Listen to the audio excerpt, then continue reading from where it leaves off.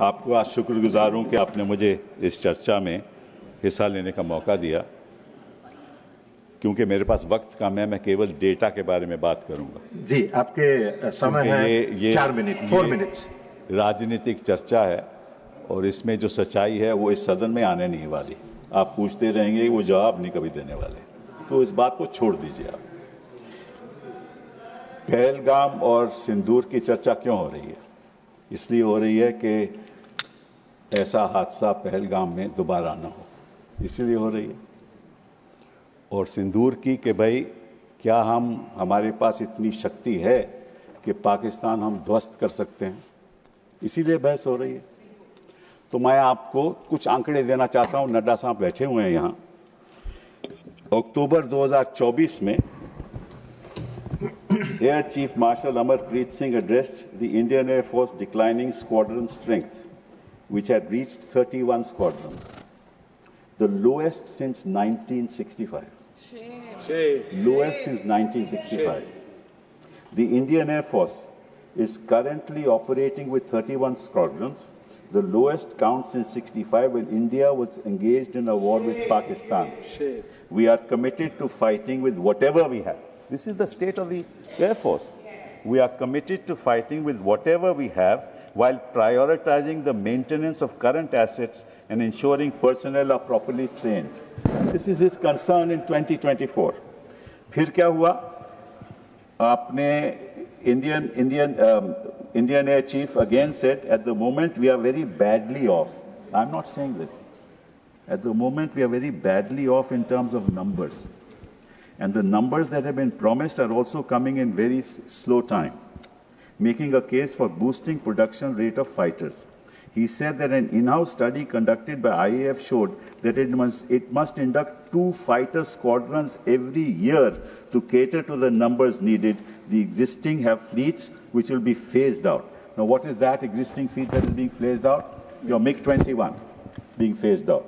Your MiG-29 being phased out. Your 2000 Mirages being phased out. So what are you left with? Su-30 MKI. Su-30 MKI is what you're left with. And the Rafale aircraft is a 4.5 generation aircraft. The fact is that China is now going to launch a 6th generation aircraft just now in 2025. We are looking for a 5th generation aircraft in 2035. Because the AMCA aircraft will be ready, prototype in 2028, will be in production in 2035. What will we do by then? And this, I'm not saying this. If you are so much concerned about the defense of our country, what have you done in the last 11 years while you were sitting in power? You must answer that. There is no point blaming each other कि वो तो सवाल पूछेंगे और आप कहेंगे हम नहीं बताएंगे। ये तो आपकी राजनीति है। This is your राजनीति। दूसरी बात, एक और बात बताता हूं। HAL ने LCA एयरक्राफ्ट का गठन सोचा था 1984 में। 2001 में अभी तक जहाज तक बना नहीं और 2025 हो गए, एक जहाज नहीं आज तक बना। एक जहाज नहीं, जो हमने कंसेप्चुअलाइज किया था 1984 में। आप क्या कर रहे हो? दूसरी बात, तीसरी बात आपको बताना चाहता हूं, वो ये है कि पाकिस्तान के पास, हमारे पास तो ये 31 स्क्वाड्रन फेजिंग आउट के बाद 29 रह जाएंगे, और पाकिस्तान आज के दिन उनके पास 25 स्क्वाड्रन है, तो लगभग बराबरी है। और साथ साथ में 133 स्क्वाड्रन चीन के हैं। साहब आप मुझे नहीं, आपका समय समाप्त हो गया, समाप्त हो गया। मैं बैठ जाता, मैं बैठ जाता हूं। आपका समय समाप्त हो गया। सुनना नहीं चाहते तो मैं क्या कर सकते हैं? Your time is over. मैं कोई विवादित बात नहीं कर रहा, मैं देश के प्रति बात कर रहा हूं, कोई विवादित बात कर रहा हूं। मैं देश के प्रति आंकड़े बता रहा हूं देश की जनता को कि आप कितने संगीन हैं, आप अपनी देश की रक्षा के लिए क्या कर रहे हैं। समाप्त हो चुका है, इसलिए हमने बेल बजाया है। और मैंने अभी दूसरा स्पीकर को बुलाया है, doctor Sasmit Patra. Nothing will go on record. Doctor Sasmit Patra.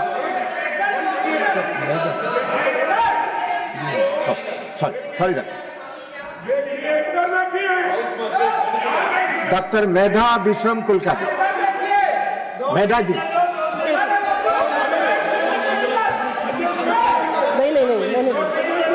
मैं नहीं बोलूंगी। Time is over, nothing is going on record. Mehta ji, no,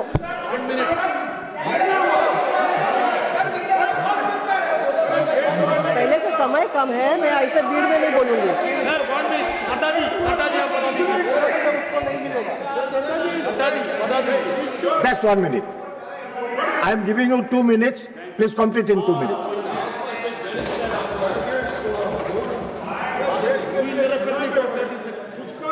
time दे दिया, आप बात बात पर क्यों उठ जाते हैं? आप एलो किया है।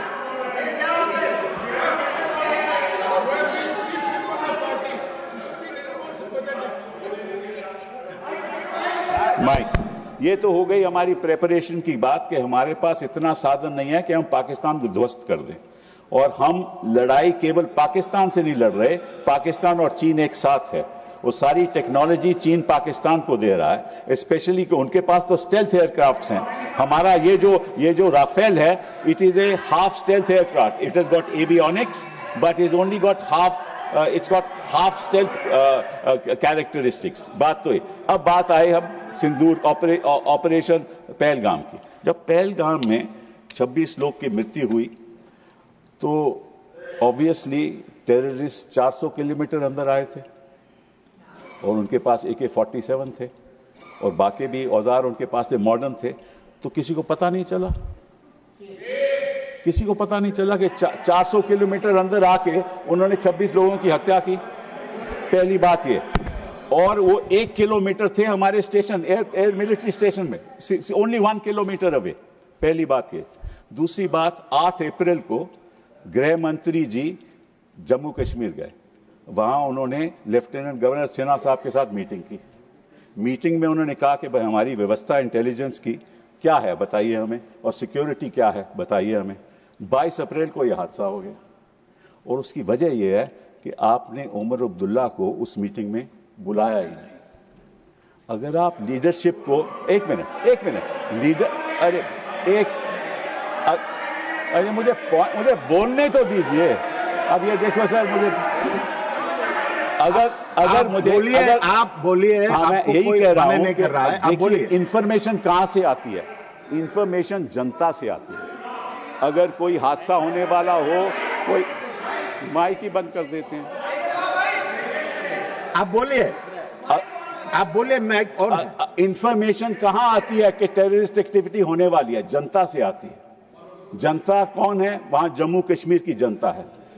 उसके लीडर कौन है? उमर अब्दुल्ला साहब। अब उनको मीटिंग में नहीं रखोगे, जनता के साथ आपका वार्तालाप नहीं होगा, बातचीत नहीं होगी, आपको इंफॉर्मेशन कहां से पहुंचेगी?